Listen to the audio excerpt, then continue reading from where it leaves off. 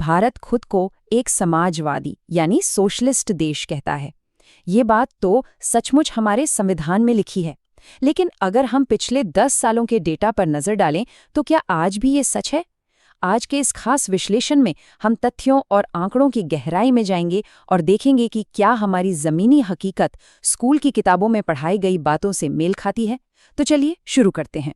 सबसे पहले बात करते हैं इस महान समाजवादी भ्रम की। बचपन से हमें स्कूलों में यही रटाया गया है कि भारत एक समाजवादी लोकतांत्रिक गणराज्य है, लेकिन जरा ठहरिए और सोचिए, जो शब्द हमारे संविधान की प्रस्तावना में सुनहरे अक्षरों में लिखा गया है, क्या वो वाकई आज के समय में हमारी अर्थव्यवस्था को दर्शाता है?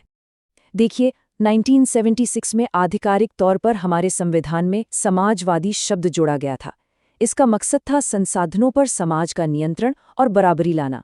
लेकिन फिर 1991 में उदारीकरण यानी लिबरलाइजेशन का दौर आया और उसके बाद से हमारी नीतियां बहुत ही आक्रामक तरीके से एक फ्री मार्केट यानी मुक्त बाजार व्यवस्था की तरफ शिफ्ट हो गई हैं।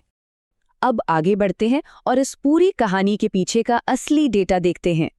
क्रेडिट स्विस और ऑक्सफैम जैसी कई बड़ी रिपोर्ट्स का डेटा अगर हम उठाकर देखें तो एक चौंकाने वाली सच्चाई सामने आती है। आज देश के सिर्फ टॉप 1% लोगों के पास भारत की कुल राष्ट्रीय संपत्ति का 40% से भी ज्यादा हिस्सा है। ये सिर्फ कोई प्रतिशत नहीं है, ये साफ दिखाता है कि देश का पैसा असल में जा कहाँ रहा है। और जरा इस बात पर गौर कीजिए, आज भारत के इस टॉप 1% वर्ग की संपत्ति का हिस्सा अमेरिका और चीन जैसे देशों से भी कहीं ज्यादा हो चुका है। कुछ स्टडीज तो ये भी बताती हैं कि भारत में आज संपत्ति की असमानता उस स्तर को पार कर गई है जो हमने कभी अंग्रेजों के जमाने में यानी ब्रिटिश राज के दौरान देखी थी। और अगर हम संपत्ति को छोड़कर सिर्फ आय यानी इनकम की बात करें तो वहां भी हालात ऐसे ही हैं। देश की कुल आय का लगभग 22.6% हिस्सा सिर्फ इसी 1% आबादी की जेब में जाता है। विश्व स्तर पर हम आय असमानता के मामले में आज सबसे ऊंचे पायदान पर खड़े हैं। तो अब आते हैं इसके तीसरे पहलू पर, देश में बड़े व्यापारिक घरानों का उदय। अब सवाल ये है कि सारा पैसा ऊपर क्यों जा रहा है। इसे समझने के लिए हमें क्रोनी कैपिटलिज्म को समझना होगा। ये एक ऐसा सिस्टम है जहां बड़ी बड़ी कंपनियां सिर्फ अपनी मेहनत या फ्री मार्केट कंपटीशन की वजह से नहीं, बल्कि राजनीतिक पहुंच, सरकारी ठेकों और मोनोपोली के जरिए बेतहाशा पैसा कमाती हैं। स्कैंडिनेवियन देशों के वेलफेयर मॉडल से अलग हम आज एक नेशनल चैंपियंस मॉडल देख रहे हैं, जहां सरकार किसके लिए काम कर रही है ये सवाल उठना लाजमी है। इसे ऐसे समझिए, 2019 में सरकार ने कॉर्पोरेट टैक्स को 30% से घटाकर सीधा 22% कर दिया, जो भारतीय इतिहास की सबसे बड़ी कटौतियों में से एक है। इसके साथ ही हमारी सबसे मूल्यवान सार्वजनिक संपत्तियों का तेजी से निजीकरण हो रहा है। एयर इंडिया बिक गई, LIC का IPO लाया गया और BPCL, रेलवे और बंदरगाहों तक के प्राइवेटाइजेशन को जोर शोर से बढ़ावा दिया जा रहा है। और इसका नतीजा क्या निकला? 2021 की फोर्ब्स और ऑक्सफैम की रिपोर्ट्स बताती हैं कि जब कोविड के दौरान करोड़ों लोगों की नौकरियां जारी थी और छोटे व्यापार बंद हो रहे थे, तब भारत में अरबपतियों की संपत्ति दोगुनी हो गई। फोर्ब्स की लेटेस्ट डेटा के मुताबिक सिर्फ अडानी और अंबानी जैसे कुछ गिने चुने घरानों की कुल संपत्ति आज भारत की सबसे गरीब 50% आबादी की कुल संपत्ति से भी ज्यादा हो चुकी है।